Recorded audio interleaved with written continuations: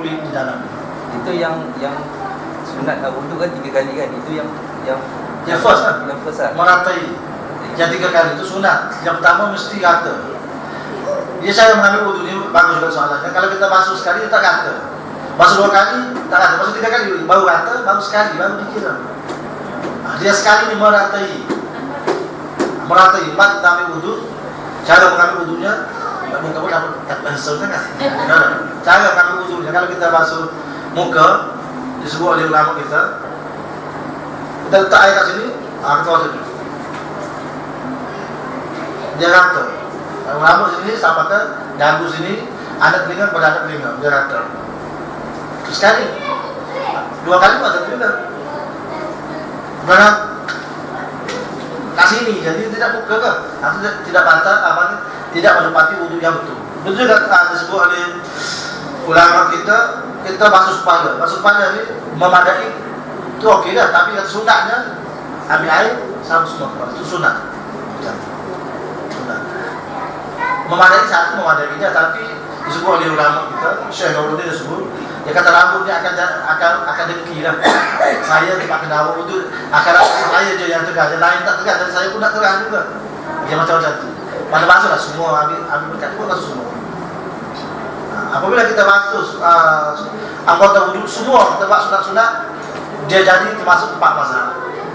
Di mana? Kita buat sunat semua sekali sunat ni buat 3 melebihkan. Kalau kepala sunat semua, kalau kita basuh semua, dia jadi basuhan wudhu 4 mazhab. Mana pada waktu itu kita niat macam muka, ada niat apa, misalnya laki perempuan tak apa, pada waktu itu tak apa dah. Sebab wudhu kita menyamai dengan orang yang 4 mazhab dan muktamar.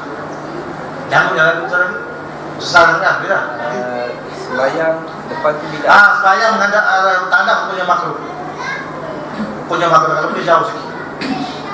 Dan sebab tanah itu benda yang tidak bersih. Walaupun ditutup pintunya. Iya, menghadap tandas. Jadi kita sembahyang kat sana, kita ada kat sana contohnya. Tanah kita kat sini. Kita menghadap dia punya makruh. Ada boleh elak sikit. Karena tanah itu tempat yang malaikat tidak suka. Bukan masalah bangun itu, dah masalah dekat dengan tanah itu tak bersih. Kalau masalah bangun itu mesti dah tanah itu berbau. Tanah itu tak berbau, wangi tak bau. Kita makruh juga sebab tanah itu tempat tidak sesuai untuk kita sembahyang. Makruh saja, bukan tak sah, makruh saja. Untuk mengelakkan tutup situ, itu buat macam rumah saya. Boleh solat kat situ. Wallahu a'lam. Ada soalan? Ustaz, masjid ni kalau sekiranya tak ada orang solat, Kalau sebelum masjid mesti ada sembahyang 5 waktu. Surat apa? Masjid ataupun apa di masjid, kalau kita niat di masjid mesti ada 5 waktu. Kalau tak ada 5 waktu, 1 waktu tu tak ada orang sembahyang, hukumnya berdosa semua tempat. Masjid kena macam tu, kita boleh. Surah tak apa. Surah tak ada dalam kitab. Surah kita nama surah. Dalam kitabnya disebutnya apa semua masjid. Surah tempat kita. Sebab itu surah dibenarkan orang perempuan yang panggil apa, yang datang bulan boleh masuk dalam surah kerana dia statusnya bukan masjid. Masjid tak boleh. Karena masjid itu ada boleh zikaran dan sebagainya. masa zaman Nabi semua Masjid zaman Nabi Madinah berapa? Maksudnya ada orang ada ahli tinggal. Abdullah Maktum tak pergi pegang, dia buta, dia iman. Mana pegang bukan semua pergi, yang wajib je. Yang wajib pergi pegang, yang cukup senjata dekat apa semua. Perang kita perang mata tunai haji ya. Tengok sesuai dengan sesuai dia pergi. Budak-budak tak boleh pergi, budak-budak boleh jadi imam. Boleh mana? Macam kita nak pergi haji, dia cukup syarat kalau boleh pergi perang. Perang juga haji cukup syarat boleh pergi haji, perang sama cukup syarat boleh pergi haji. Kita ada senjata lengkap. Kemudian kalau dia pergi ni, anak-anak tidak terbiar. Kemudian umur dia mesti matang, tahu. Itu wajib perang. Bermakna para sahabat dulu kan semua pergi perang tidak. Ada di belakang yang boleh jadi imam, macam orang Buddha tak boleh perang. Sebab kalau pergi perang dia tahu orang sudah 60. Maka masalah pada dia. Lebih baik dia duduk sini dekat Madinah. Antaranya Ibnu Maktum, dia jadi imam sembahyang di Masjid Nabi. Mana Masjid Nabi itu sentiasa ada imam sembahyang 5 waktu. Kalau berlaku perangan. Wallah lagi salah. Kecil ni kita banyak jadi gaji saya. Yang dia sahabat lagi Abu Hurairah yang berkunci dalam bahaya. Jadi Nabi ketika solat, Abu Hurairah itu cakap dengan Nabi pasal dia tidak solat. Bulu kucing ni kalau tidak solat, dia najis. Sekiranya banyak, kalau sedikit kita tak tahu apa, dimaafkan oleh syarak. Dan kalau banyak nampak stambu di baju kita kena buat. Abu Hurairah tu dia masa dia tidak solat, dia bercakap dengan Nabi keluar kucing di baju baju. Dia main-main kucing, dia main-main kucing kan. Dan dia kata kamu ni bapak kucing. Aku kan ada solat. Di mana? Wallah. Sebab dia bulu tidak boleh dimakan. Binatang tidak boleh makan dagingnya, bulu dia dikira najis. Kalau lembu tidak boleh makan. Wallahu a'lam. Lagi soalan? Tanya. Masa masih ada lagi. Bugi tak tanya ni? Ya.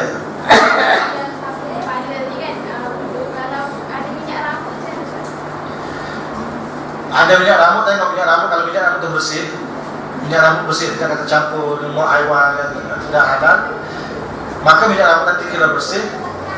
Air yang kena tadi, yang kena rambut kita ni, yang berada di kepala kita, mana yang kena kepala, di mana?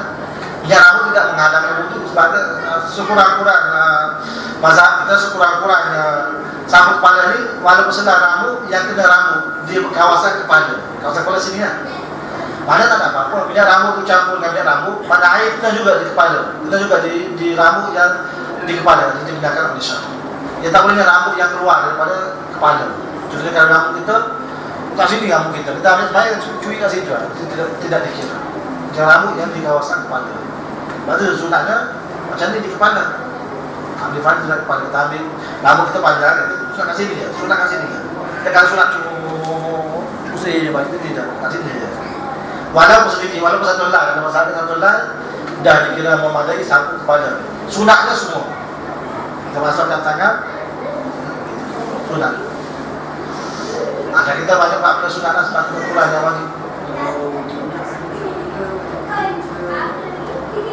Minyak kamu krim sekiranya boleh menghalang, merantai tempat wuduk, maka tak salah. Contohnya minyak kat sini je, lain rata. Sini tak tersal. Wuduk kita kerana ada minyak yang boleh menghalang sampainya air wuduk. Air wuduk mesti sampai ke semua anggota wuduk. Walaupun satu kecil, walaupun sekecil sisi ikan pun tak boleh. Kerana dia tidak rata wuduk. Sebab Nabi SAW pernah satu kali orang basuh kaki, orang macam tu. Yang berkata celaka lah, bagi orang ambil macam tu, celaka lah bagi orang ambil macam tu. Kerana tak rata wuduk dia. Dia basuh kaki, biasa kita sekarang ni buka baik, dia wuduk macam tu je. Dia tak basuh, dia celah-celah. Nabi kata celaka. Kerana apa? Dia celah-celah kaki kita. Kalau kita basuh, kadang-kadang dia tak terkena air. Apabila tak terkena air, tidak rata air sembahyang. Tak kata sembahyang, tak sah sembahyang kita walaupun kosong. Itu dalil dia, sedikit pun mesti anggota wuduk kena rata. Sehingga ada ulama sebut sekiranya kita dah sembahyang dah, janganlah sisihkan kat sini. Kita semua sembahyang balik, mata. Kenapa? Anggota ni tidak rata. Boleh faham? Kita kena sembahyang balik kerana air sembahyang kita tidak rata. Ada apa kalau kita sembahyang, kalau kita mandi wajib, sudah mandi wajib, selesai mandi wajib, tengok ada benda sini tak rata, kita ambil je satu hari situ je. Dia macam wudhu, kita ambil semua. Mandi wajib tak situ je. Kerana jalan dah rata dah, kita dah rata. Dia boleh faham? Wallah, dia kalau yang sapu kat leher tu ambil wuduk tu sunat. mazhab mana tu? Allah tu cuma sunat saja. Sunat saja. Doa-doa semasa wuduk tu? Doa semasa wuduk. Itu sunat saja, masalah tak ada. Doa lepas wuduk ada. Doa semasa tu pandangan-pandangan yang ulama untuk apa-apa mendekati yang terjadi kepada Allah. Basuh tangan ya Allah aku, basuh tangan aku, basuh muka ya Allah aku. Dia ada doa-doa dia. Tapi bukan daripada hadis Nabi, itu kata-kata ulama. Bukan hadis Nabi. Hadis Nabi-nya lepas wuduk Nabi doa. Itu ada. Ada ulama tu apa-apa ijtihad ulama supaya kita lebih sebab ulama-ulama contohnya Imam Abu Hanifah diberi kelebihan oleh Allah. Masa basuh muka tu dia nampak air kotor yang keluar, dosa-dosa tu nampak dosa tu. Maka berpandukan pada pandangan dia macam tu. Ulama-ulama kita masa basuh air tu Jadi ya Allah aku ada dosa tangan aku ini. Wallah. Cuma dia buka hati. Kata-kata belakang kita berjanji tak ada apa-apa untuk kebaikan boleh. Wallah, mana lagi soalan? Mani wajib bagi orang yang punya kedai. Rampan wajib apa yang ada? Mana-mana. Arab yang ada warna. Hukum warna namun dua pandangan ulama. Sekiranya warna tadi benda yang halal dimaafkan oleh syarak. Contohnya inang, benda-benda yang halal kita warnakan rambut. Dimaafkan oleh inang. Sebab Nabi pernah rambut warna merah. Dia guna inang. Mana dah warna rambut tak apa-apa. Yang tak bolehnya bahan dia. Kalau bahan dia daripada benda yang haram, maka dia kena bersih rambut dia dulu. Baru dia mandi wajib. Karena dia menggunakan bahan warna yang boleh mewarnakan rambut itu benda yang haram. Yang warna rambut dari warna itu kan benda tu aja. Apa benda tu ada, benda tu haram tak boleh lah. Kalau tak melalukan air, Ustaz, pewarna tu tak melalukan air. Sama je. Tak melengkapi mandi wajib, kita mesti melalukan air. Tapi warna indah tadi dibenarkan oleh syarak. Dia melalukan cuma dia dekat warna. Macam kita ambil pen, contoh ulama macam ni, kita buat ambil pen mata, kita pun sapu dia, air dia tak ada dah, cuma kesan-kesan dia, itu dimaafkan oleh syarak. Sekiranya kesan tadi halal hukumnya, macam inang, macam warna yang dihalalkan, dia tak bolehnya warna yang haram, bahan itu haram, maka diharamkan oleh kami. Dia buat rambut, botakkan, sepatutnya botak-botakkan, dia buat. Dia ada sekarang, ada alat dia untuk membuatkan inang balik, membuatkan warna balik, ada alat dia, jenis cecair. Macam tatu, ada alat dia, laser. Laser dia boleh hilang benda tadi. Sekarang harga dia mahal. Tapi kalau dia boleh menyakitkan dia, tatu tak wajib buang, karena boleh menghilang. Yang rambut tadi kena buang, karena dia benda yang haram. Itu hilang segi warna tak warna. Setelah ulama kata haram warna, walaupun benda itu boleh, tapi haram. Benda indah, sepatutnya tak tapi orang kata haram karena mengubah jajaran Allah. Ada terkait pula hujahnya. Cuma dengan pandangan tengah kita ambil, dibenarkan warna rambut utama satu bahan halal, yang kedua janganlah unjuk-unjuk. Kalau kita ni nak unjuk kita ni dah tua dah. Ubah putih atau warna hitam boleh menipukan orang, itu hukumnya adalah haram. Kalau selain pada itu sudah apa kemah rambut tak apa. InsyaAllah.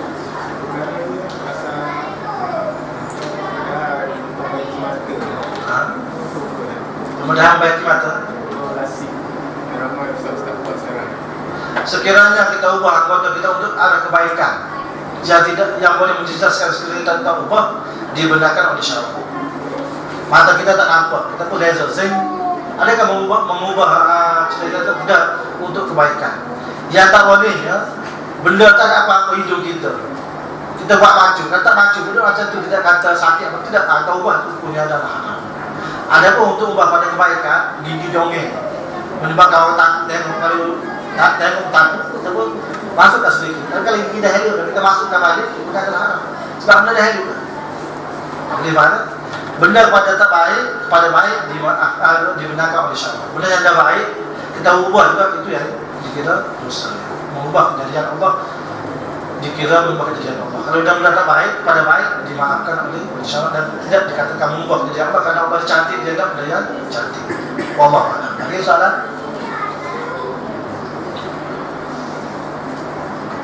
Buka lagi. Ustaz, derma ke Ustaz? Ya, Derma ke? derma ke filah ulama pandangan baru mengatakan boleh kerana kita dengan syarat-syarat tertentu. Ulama-ulama tertentu kata tak boleh kerana organ ni bukan milik kita. Sebab ada hujahnya, dia kata syarat derma ni mesti hak kita 100%. Hak kita. Macam duit kita derma. Kenapa? Duit kita. Duit orang kita tak boleh kata saya nak pergi derma tapi ambil duit saya. Tak boleh duit dia. Begitu juga anggota kita, dia kata bukan milik kita 100%. Jadi dia kita ubah, tak boleh. Ubah mana? Bukan milik kita. Maka apabila tak bukan milik kita, derma pada orang lain tak boleh kerana dia milik Allah Subhanahu wa taala. Cuma pada ulama mengatakan boleh untuk tolong menolong, ta'awun ala birri wa taqwa.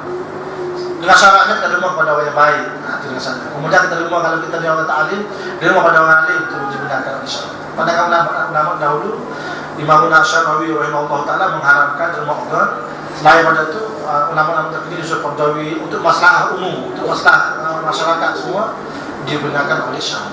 Khilaf mana boleh itu nak boleh. Saya berpandangan tidak boleh sebab perkara milik kita. Saya pendiri saya tuan-tuan sebab dia dah ada fatwa. Fatwa sekarang dibenarkan oleh Syam. Wallahu a'lam. Lagi soalan? Tanya saya, jangan cakap, tanya saya. Nak tanya kami mari. Tak ada? Tak ada sekarang daripada pasal ada. Ada. Pasal kita sembahyang berjemaah Zuhur masa kan, kadang-kadang afdal kita baca surah ke ataupun kita dah baca Fatihah, surah tanggung oleh imam. Semua berjemaah? Semua makmum tu kena baca surah. Sama jemaah, semaya berjemaah baca kuat dengan semaya jemaah baca perlahan sama satu hukumnya, cuma kuat perlahan itu yang berbeza. Kalau imam baca Fatihah, kita wajib baca Fatihah. Imam baca surah, kita tak wajib baca surah, cuma sunat baca surah yang pendek. Apabila imam tersujud, kita tengah merokok, kita kena rokok ketika ada surah kita sebab dia sunat. Ikut imam itu adalah wajib. Di mana sama dengan baca dia. Kalau dhali amin, kita tak baca Fatihah, nak baca surah lazim boleh, tak nak baca pun boleh. Dengan syarat imam rokok mesti rokok. Kerana yang wajibnya ikut imam. Iza raka'a imam farka'u. Iza sajada imam fasjudu. Nabi suruh. Apabila imam rokok, cepat-cepat rokok. Jangan habiskan surah kita kerana surah itu adalah sunat sahaja. Imam bangun daripada sujud, bangun. Jangan lebih kan kita baca sunat. Kerana sunat sahaja ikut imam itu adalah wajib. Tapi ayat tu kalau ayat itu gantung kita nak habiskan ayat kita. Nak habiskan ayat. Wal imam Allah Akbar, du kami. Jangan mak Allah Nabi kata. Wallahu a'lam lagi. Ada. Sembahyang tarawih di Johor sebanyak 23 rakaat dan ada imam yang express lah. Imam express. So saya terpaksa baca, imam baca surah Al-Fatihah, saya pun terpaksa ikut baca surah Al-Fatihah. Sebab kat Johor kebanyakan imam dia tak baca ayat Quran, dia baca ayat lazim dia. Maka saya, adakah baca Fatihah saya perlu diperlahankan, tak boleh melebihi bacaan Fatihah imam? Kalau saya baca Fatihah laju daripada imam, adakah sembahyang saya batal? Sembahyang baca Fatihah, imam baca Fatihah. Saya baca serentak dengan imam. Tak apa, tak dibaca je. Baca Fatihah saya kalau Bismillahirrahmanirrahim, alhamdulillah alamin pun alhamdulillah ikut dia. Tidak mendahului imam dan mendapat pahala atau mendapat rukun dalam sembahyang. Sebab imam baca cepat, kita baca ikut dia. Walau doa dia walau doa biasa, walau doa ali, baru kita baca Fatihah. Tapi solat tarawih kalau dia cepat, dia baca bismillah, kita pun bismillah ikut dia. Tidak dikira membatalkan sembahyang dan tidak cukup apa syarat rukun sah sembahyang. Tak apa. kalau saya lebih cepat sikit daripada dia, Tak ada apa pun sembahyang kita. sembahyang saya Yang tak bolehnya mendahului dia perbuatan. Dia tak rokok, kita rokok dah. Cepat anak gitu. Jadi kita boleh imam dia tu. Fatihah tak apa. Fatihah tak apa. Cuma sunat kita ikut dia. Sebab kita disunat dalam bacaan sembahyang ni kita mendengar bacaan imam sunatnya. Tapi kalau kita baca dengar dia, kita terlewat Fatihah kita baca sekali tak ada apa-apa. Wallahu a'lam. Lagi? Tak ada. A'udzubillahi minasyaitonir rajim. Bismillahirrahmanirrahim. Alhamdulillahi alamin wassalatu wassalamu ala asyrafil anbiya'i wal mursalin wa ala alihi washabbihi ajma'in. Rabbana atina fid dunya hasanatan wa fil akhirati hasanatan wa qina adzabannar. Wassallallahu ala sayyidina Muhammad wa ala alihi washabbihi ajma'in. Alhamdulillah. Besok pengajian Ustaz Faiz sepanjang hari.